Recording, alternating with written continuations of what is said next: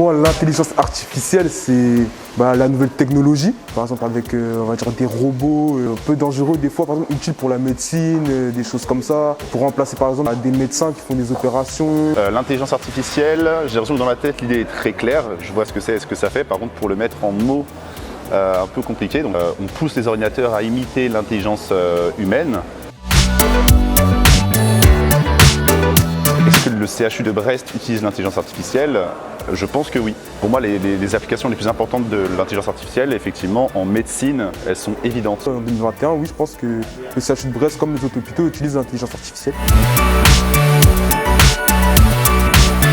Alors, je m'appelle Nathan Fouquier, je suis postdoctorant dans une unité INSERM. Je travaille notamment sur l'utilisation de technologies d'intelligence artificielle. Je suis Marie Lalouette, je suis infirmière en unité de soins de longue durée au centre Néfortin sur un poste de nuit.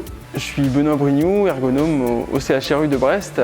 Bonjour, je m'appelle Julien Ognard, je suis neuroradiologue interventionnel. Je m'appelle Sofiane Berruguet, je suis psychiatre au CHU de Brest. Donc il y a deux grands axes qu'on peut explorer en IA. D'une part, ça nous permet de faire d'exploration de données, de chercher des corrélations un petit peu pas évidentes. En gros, trouver des solutions à des problèmes compliqués. Un des autres aspects assez intéressants avec l'IA, c'est qu'on peut aussi automatiser des tâches qui sont assez complexes, qui prennent beaucoup de temps. Et dans ce cadre-là, j'ai développé un algorithme qui permet de faire de la revue de la littérature scientifique. Donc il va lire plein de publications, plein d'articles scientifiques pour essayer d'en extraire un petit peu la subscientifique moelle et économiser beaucoup d'heures aux chercheurs qui doivent faire ça manuellement.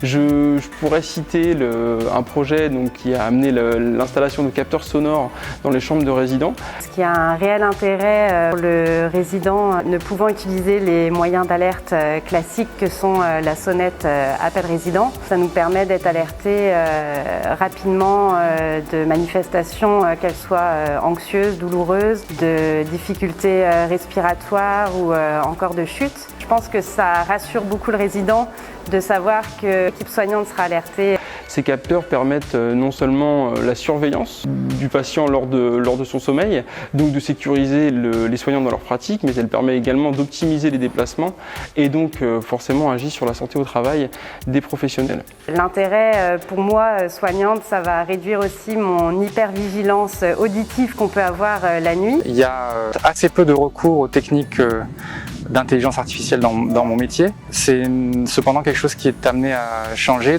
Il y a un autre aspect intéressant de l'usage de l'IA qui concerne ce que ça implique en termes de responsabilité médicale, notamment dans des métiers dans lesquels l'intelligence artificielle n'est pas encore répandue. Il y a une activité de recherche qui vise à évaluer et essayer de prédire comment la responsabilité médicale va être transformée par l'ensemble de ces méthodes. On peut imaginer par exemple que la responsabilité médicale qui est actuellement uniquement le fait du praticien soit à terme partagé ou reporté sur une instance d'intelligence artificielle. Autre projet qui pourrait être cité, c'est un outil d'aide au diagnostic des médecins, donc là qui va réellement venir sécuriser le médecin dans sa prise de décision sur une étape forcément essentielle suite à un diagnostic et qui vient par là réduire potentiellement la charge mentale induite par cette étape décisionnelle et éventuellement tous les facteurs de stress qui peuvent s'y référer. Avec ces logiciels, on va avoir tendance à être beaucoup plus aidé, faire notre travail plus rapidement, de manière plus constante et pour obtenir toujours une meilleure performance diagnostique.